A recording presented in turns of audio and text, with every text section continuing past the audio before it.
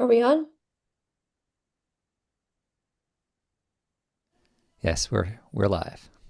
All right. Hello, everyone. My name is Diana Gonzalez, and I'm co-president of the Central Brooklyn Independent Democrats. I want to thank all of you for joining us here today. This event has been a group effort, and I want to give big shout outs to all the participating clubs, Bay Ridge Democrats, Brooklyn Forge, Brooklyn Young Democrats, Independent Neighborhood Democrats, Central Brooklyn Independent Democrats, Lambda Independent Democrats, lots of independent Democrats. Get Organized Brooklyn, Indivisible Brooklyn, and New Kings Democrats. Now, we invited both the governor and the lieutenant governor to join us today and found out only a couple hours ago that the governor is not going to attend and is not sending a surrogate. But we are very excited to have the lieutenant governor here with us today. And so I am going to turn this over to Antonella and Stephanie, who are going to be your moderators. Hey everyone, thank you so much for joining us, and apologies for the last minute change to virtual. My name is Antonella Davi. I'm a member of the Brooklyn Young Democrats. I am a born and bred Brooklynite, and that's all there is to know about me. So I will pass it over to Stephanie to introduce herself. Hi, everybody. My name is Stephanie Fox. I'm the president of the Lambda Independent Democrats. Not a native New Yorker, but I've been here for a little over a decade, so I like to think it's definitely my home. Thanks. Great, so we will jump right into the forum. So Lieutenant Governor Delgado, you have a few minutes for an opening statement, so I will hand you the floor. Well, first of all, thank you very much for the opportunity to engage in this forum, in this dialogue. I'm very excited to be able to answer your questions. You know, the reason why I'm running for governor is because the status quo is fundamentally broken. It's not working for everyday folks, for everyday New Yorkers, for working families. And I think, you know, it's pretty clear when you look at the affordability issues, whether it's with rent, whether it's with transportation, whether it's with healthcare, whether it's with childcare or poverty rates. You know, and the reality is we're supposed to be a big blue state. We're supposed to be a state that ultimately is about investing in public goods, investing in community, investing in the people. And yet, despite being one of the wealthiest states in the entire country, we have the largest wealth inequality gap of any state in the country. And so it begs the question, you know, what are we doing that's actually helping communities on the ground and delivering for folks in a meaningful way? And we can't keep doing the same thing over and over again. We can't just keep subsidizing economic inequality. We can't just keep giving tax credits to developers if we want to solve for the housing crisis. We can't just keep protecting the insurance companies and keep protecting hospitals if we want to solve for the healthcare crisis. We can't just keep giving tax breaks to the wealthy if we want to actually provide economic development. At a certain point, we have to shift the focus to working people to solve for these problems. That means taxing the rich and big corporations and the ultra wealthy. That means stabilizing the rent across the state. That means a rental assistance program and a first-time homebuyer program. That means single payer healthcare to transform our healthcare system and dictate a way where profit is not the driving force.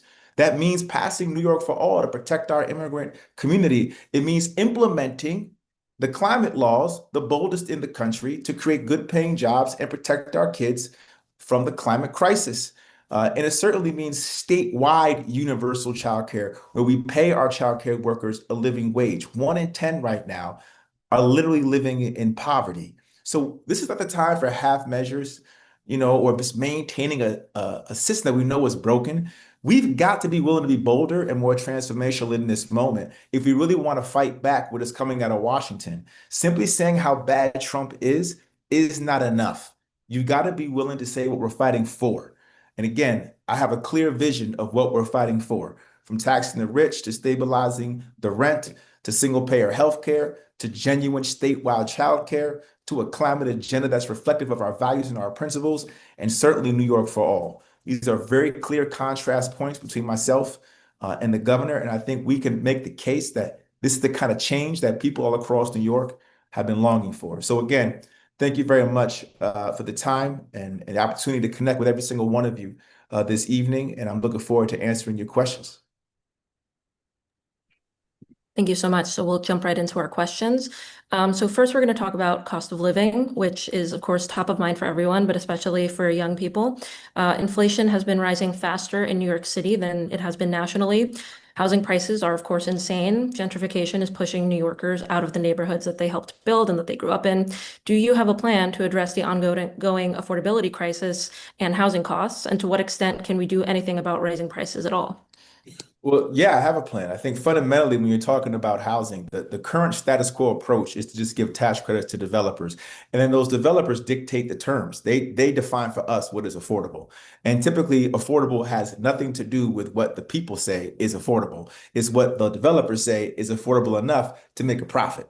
And so what we've done as a state is outsource our full capacity to these private developers, when in fact we have the personnel, the resources, and certainly the capacity to invest directly in partnership with nonprofit actors, community development banks, do so in a way that ultimately leverages and builds aggressively off-market, permanently affordable housing. Now, that takes time, certainly, but it definitely would right-size the dynamic where you don't just have rich folks building housing for themselves. At the same time, on the demand side, you got to make sure that folks can stay where they live.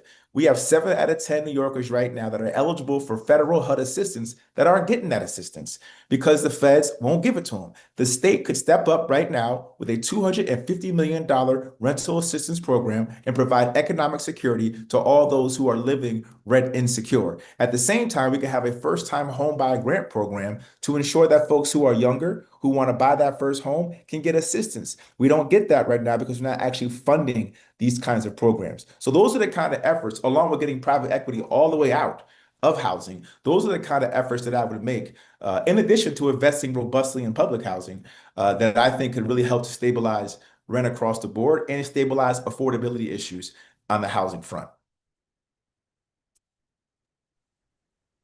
Great, thank you. I will take all the assistance I can get. The next question is regarding health. So New York State already protects access to reproductive health care through the FACE Act, Freedom of Access to Clinic Entrances. Do you believe that the newly proposed buffer zone bill would offer more protections around health clinics, or do you think it would infringe on free speech rights and needlessly increase policing? Yeah, I'm a big proponent of free speech, particularly political speech. And I do believe that, we have laws in place that make it very difficult for folks to impede or to, physically prevent folks from receiving services. I think, any type of law or buffer zone in that regard, especially if it's a blanket buffer zone, is dangerously close to infringing upon what I think is heightened political speech. Heightens like political speech in the public space is probably the most, if not the if one of the most, if not the most important modes of speech to protect. And so, not that I'm outright against, creating what could be deemed a appropriately tailored limitation. But anytime we're talking about blanket, universal application that isn't tailor-made, pursuant to legal precedent, then I think we're running the risk of really undermining free speech, which again, to me, from a minority point of view, is one of the most foundational, most important rights that we have, as citizens here. Thank you. I will pass it off to Stephanie for the next couple questions. Thanks. The next question is about childcare. Do you support universal childcare? And if so, how will you fund its expansion if federal subsidies for childcare are reduced or eliminated? Well, you definitely need a revenue source. I can guarantee you that. And anybody who's talking about childcare without tying it to a revenue source isn't really talking about a sustainable childcare plan. That's just not feasible. You need a revenue source. And that revenue source can come from any number of different things, right? You can have, as Mamdani talked about, at a certain point, you got to be willing, to raise the top corporate rate or raise the top marginal income rate. You could also have a capital gains. I mean, Ione, Invest in New York, has a number of proposals that we should all be looking into to figure out what's the best way to tackle that. I'm also a proponent of the stock transfer tax, which is something that ultimately was repealed back in 1981 by President Reagan. It's a sales tax basically on every single stock transfer here in New York. And a lot of times that's somebody who's outside the state, who's an investor, who's making use of our marketplace at our expense. We could make $14 to $16 billion annually off of this tax. It's basically a tax on any trade over $20, less than 5 cents. That's a rounding error for most folks in the trading space. But collectively, it can add to billions of dollars annually. Those resources could be used to fund a child care program that is statewide, that is universal, that pays our child care workers a living wage. Thank you. And just to push a little bit more there, I know a big thing that has been talked about recently is the concept of a millionaire's tax. Is that something that you would support? Yes. Cool. Moving forward, next onto environment. The New York's landmark Climate Leadership and Community Protection Act set ambitious greenhouse gas emissions targets, but key elements of the 2022 scoping plan have not been implemented. By all accounts, we are not on track to meet the legal requirement to cut emissions by 40% by 2030. How will you ensure that New York State complies with the law as we transition from 100% to 100% clean energy economy that benefits all of us, specifically and especially frontline communities? Well, here's the good news about this. The key thing about being in the executive, turns out, you have to execute, implement the law. The good news is the law's on our side. The key is, do you have an actor in place that wants to implement it, right? If you have a governor that's in contempt because they don't want to implement the law, that's the challenge. It's not that the law is the challenge. It's not that that we have to figure out how to pass it or work it through, the process. We have the laws. We have bills that have already passed, that have been signed into law. The Public Renewables Act, another example. The building, the no gas and bills, like buildings. Like we've had legislation, including projects like that, like the Clear Path, the Clean Path. We have had projects and legislation. Cap and invest rules and regulations. Where are they? Right. So it's not a matter of figuring out how to legislate these laws. It's a matter of will on the part of a governor who wants to actually do the work. And that's where, someone in my position would take a far more aggressive approach and lean in and not necessarily be concerned about whatever the countervailing force is, be it the fossil fuel industry, be it, deep-pocketed interests who just want to maintain the status quo. At the end of the day, you need to be willing to say, I'm going to fight for the people and ensure that their affordability issue is addressed. And on that point, it would require us to hold to account the monopolies that are price gouging. Because as the utility costs go up, that then gets leveraged against this idea that we need to transition to green energy and renewable energy. And ultimately, that's a false narrative, but it becomes effective because we don't have anybody in the executive calling out the fact that the monopolies are price gouging at our expense and then using that money to invest in outdated fossil fuel delivery systems, which we know are super costly and not what we should be putting taxpayer dollars. Thank you. I'll pass it back. So Lieutenant Governor Delgado, I'm sure you, like the rest of us, have watched in horror over the last few weeks and months at what has been unfolding in Minnesota. The Trump administration has threatened to invade New York, just as they've done in Minneapolis, in Chicago, in LA, and other cities across the country. As governor, how do you plan to support a community-driven response to these threats? And how will you use the powers of your office to defend the people of New York, our rights, our state's sovereignty, and our voting rights? Well, we need a very aggressive posture, on the specifics of immigration. It can start with just making sure that we sign into law New York for All. New York for All would ban cooperation with ICE, limit information sharing, and make it incredibly difficult, for any level of cooperation whatsoever, absent a explicit judicial warrant that is in the possession of ICE.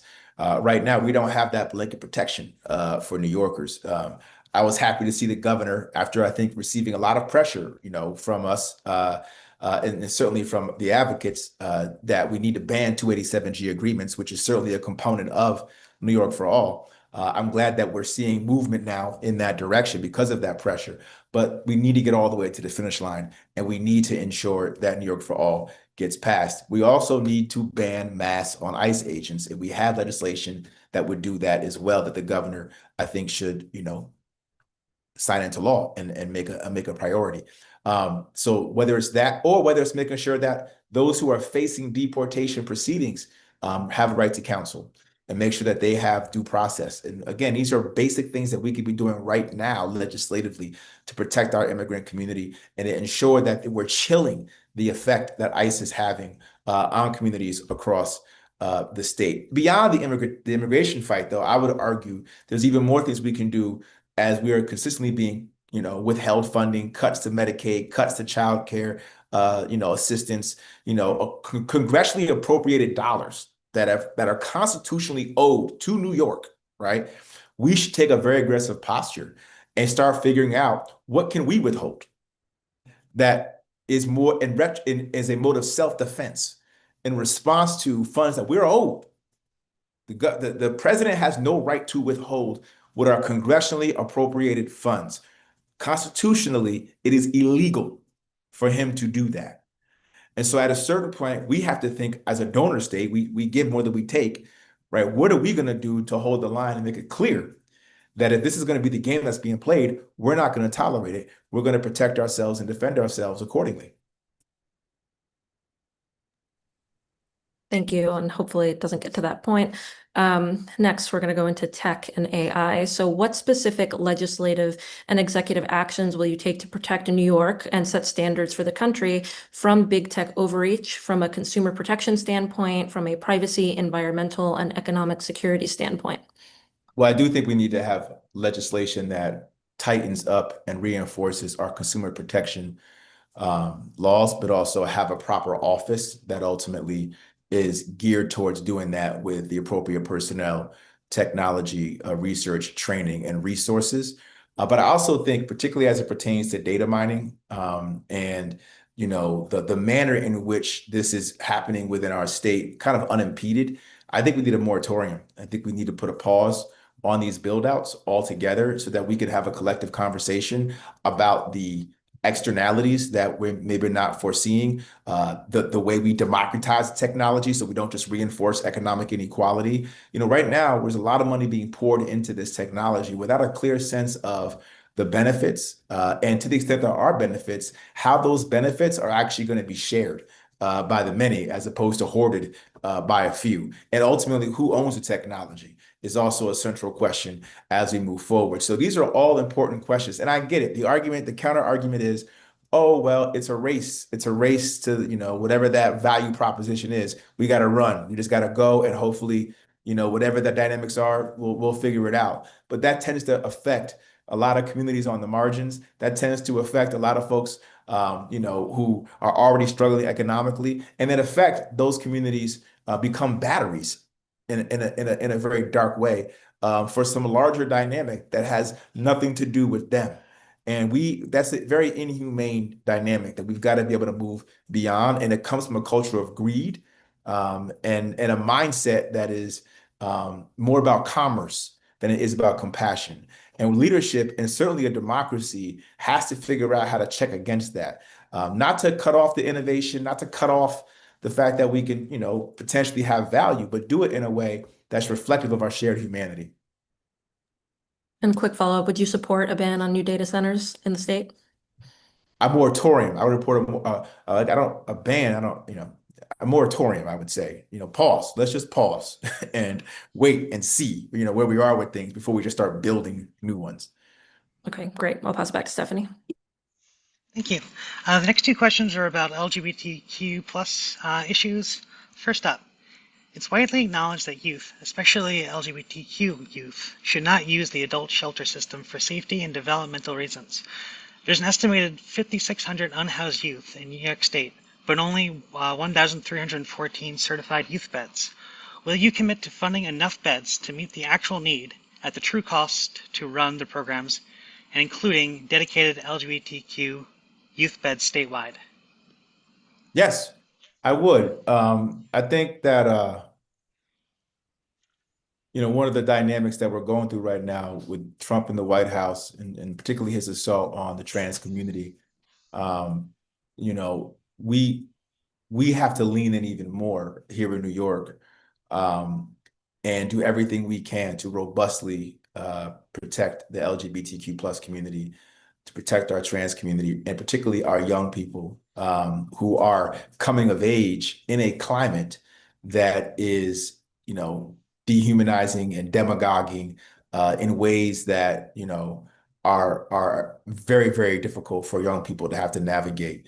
And I think, our posture should be an aggressive posture and protection of our communities. And so, they always say your budget is a document of your priorities, right? How much you invest in certain areas, reflects, how much you prioritize those communities. And so if you have a program and you're dedicated to protecting folks, but that program is underfunded or it's not meeting the need, then it's a reflection of how much you care, in essence, of how much you care to invest and protect the community. And so certainly would commit to that. And also would commit to legislation that I know the governor has vetoed, where we protect, healthcare information, and actually, particularly when it comes to hospitals, require hospitals to put on, post what services they provide so that people can be comfortable going into these spaces and have a sense of security. These are the kind of things that we should be thinking of and being very mindful of when it comes to access to care. And not making it feel for certain communities that come from a place of insecurity or anxiety because of the conditions of how to access that care. Thank you. Next up, trans New Yorkers, especially Black, brown, immigrant, disabled, and low-income trans people, continue to face disproportionate rates of housing instability, criminalization, violence, and barriers to healthcare and employment. As governor, what concrete actions would you take to support the safety, dignity, and economic stability of marginalized trans people across New York State? Well, part of it is, investment in those supportive housing spaces, investment in hate and bias programming. As the lieutenant governor, one of the things that I've been able to do is chair the hate and bias prevention unit and do educational work across the state to invest in, programming that reflects, the diversity of our state and helps us not just in a reactive way, but in a proactive way to deal with, hate and bias in our communities.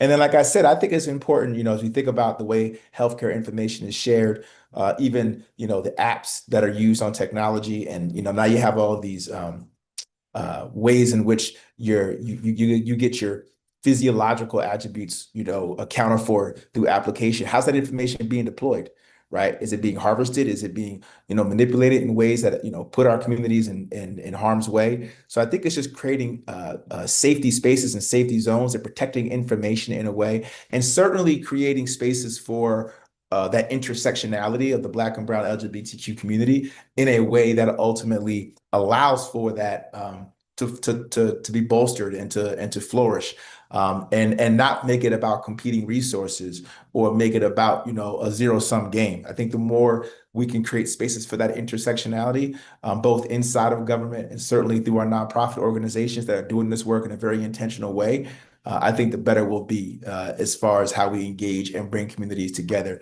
both on the housing front, on the health care access front, and any number of other, the mental health front. A lot of ways to do this work in partnership with nonprofits that with an emphasis on that intersectionality. Thank you. And I wouldn't be a good club president if I didn't specifically plug one of the priorities of our club this coming year. Would you publicly commit to supporting Cecilia's Act, which was for rights in the sex trades? It was formerly the Stop Violence in Sex Trades Act. And how does your position in this legislation fit your broader approach to queer equity? I just want to be clear, could you repeat I didn't catch That is Cecilia's Act for Rights in the Sex Trades. do I support the legislation? Is that your question? Yes. Correct. I think we should not be criminalizing, what ends up happening in that dynamic is that the communities become criminalized.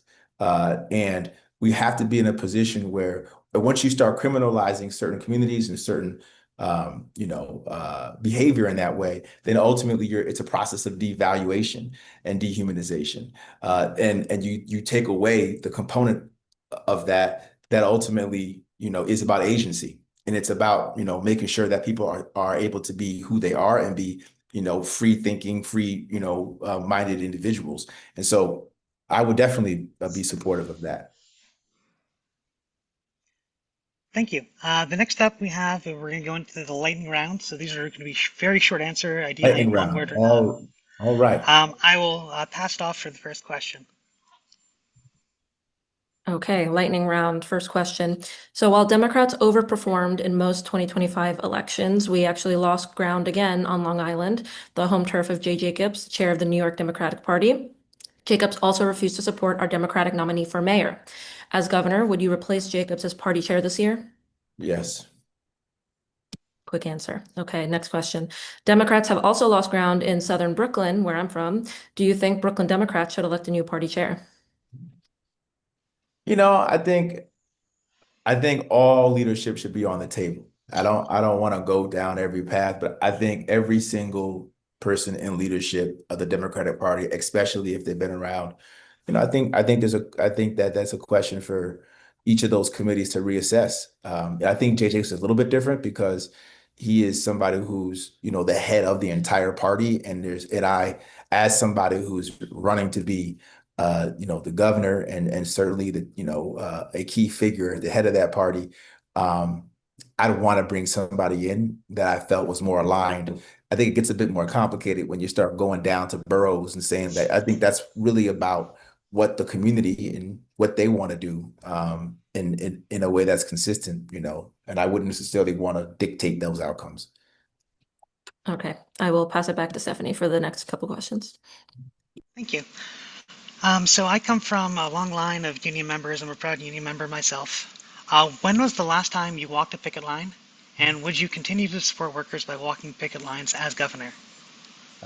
This weekend with the nurses.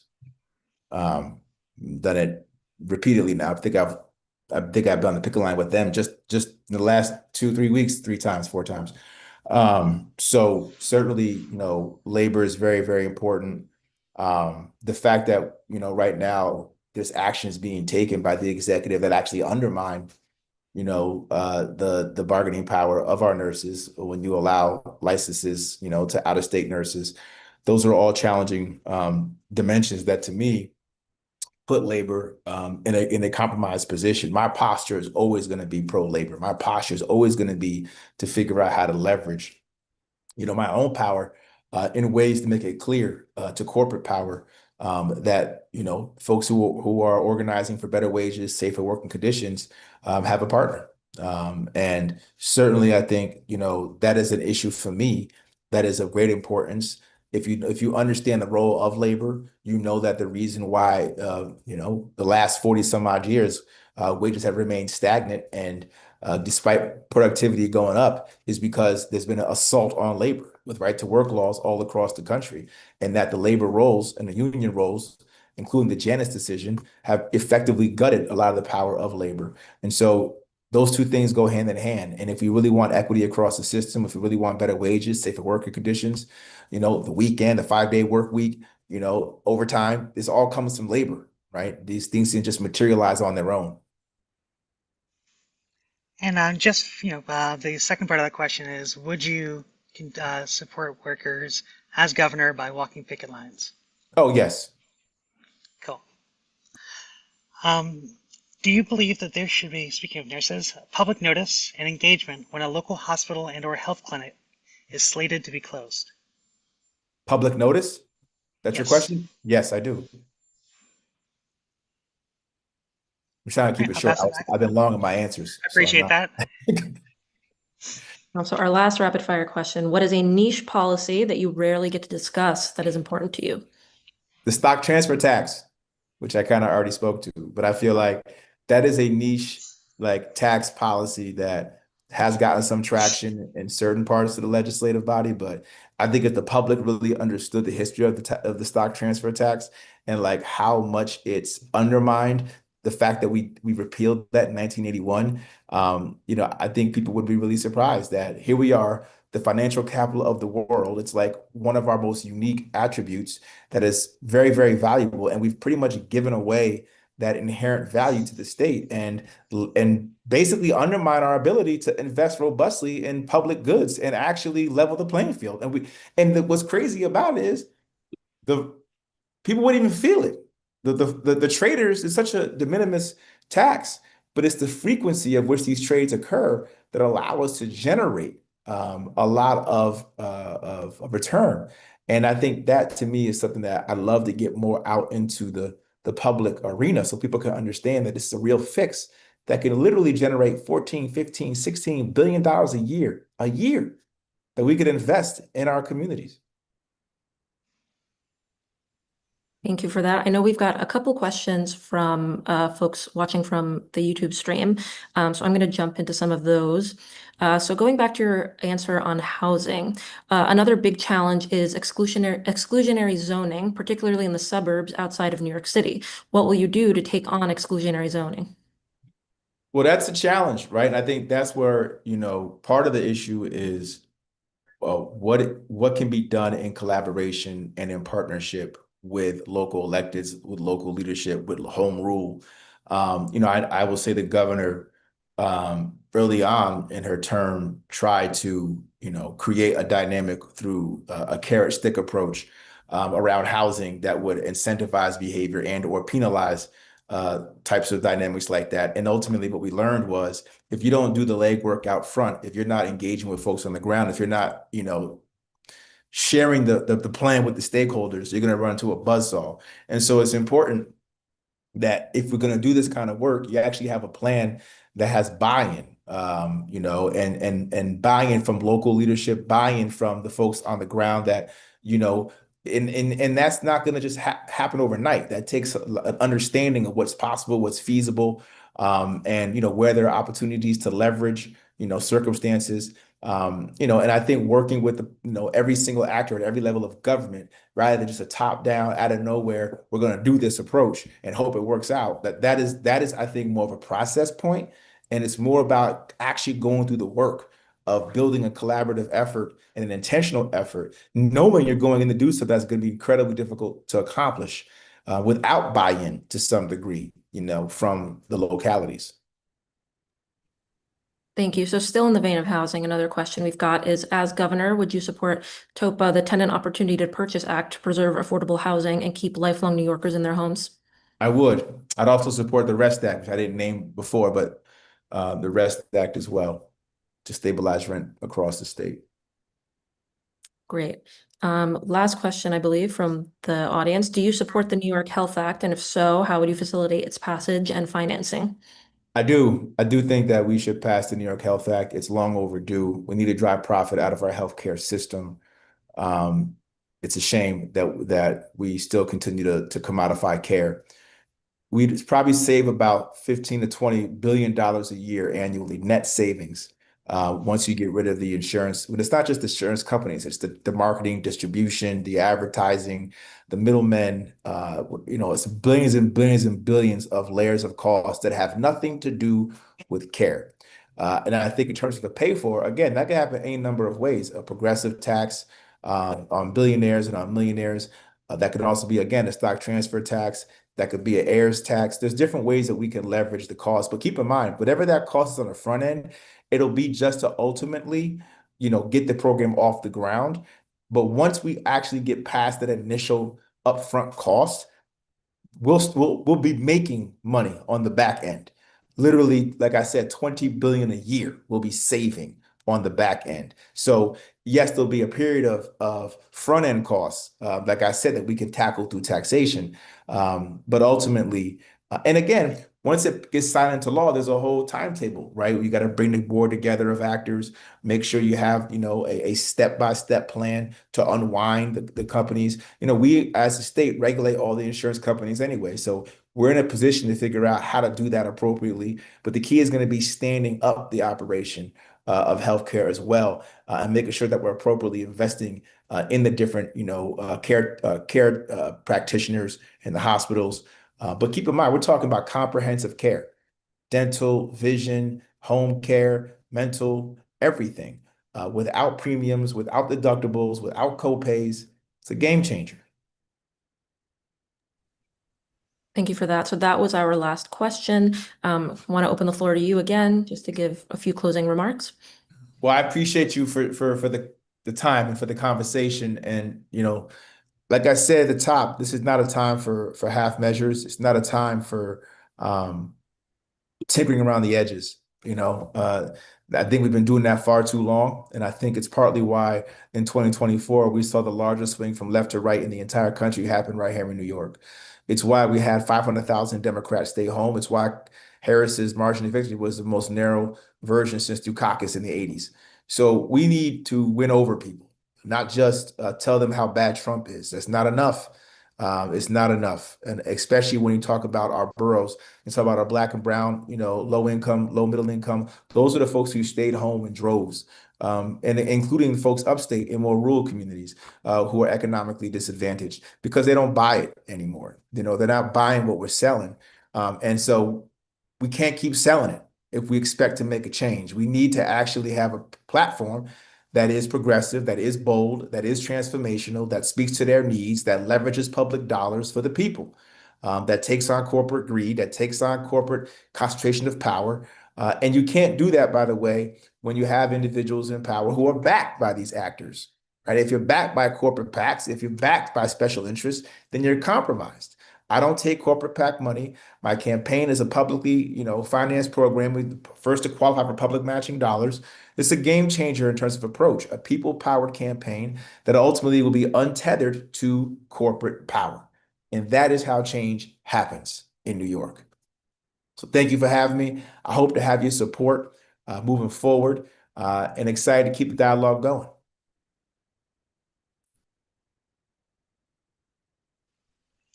Well, thank you so much for your time tonight, and thank you for coming out and answering our questions. For everyone in the crowd, thank you for coming out, engaging with this really, really important race. Don't forget that not only do we have the governor's race, we also have a whole slate of down ballot races, everything from assembly members, congressional members, and judges. There's always a judicial race. If you'd like to get more involved, all the clubs here we're always out doing something. So feel free to look at our websites or social media and finding the right fit for you. Aside from that, thank you everybody and good night. Thanks everyone for joining.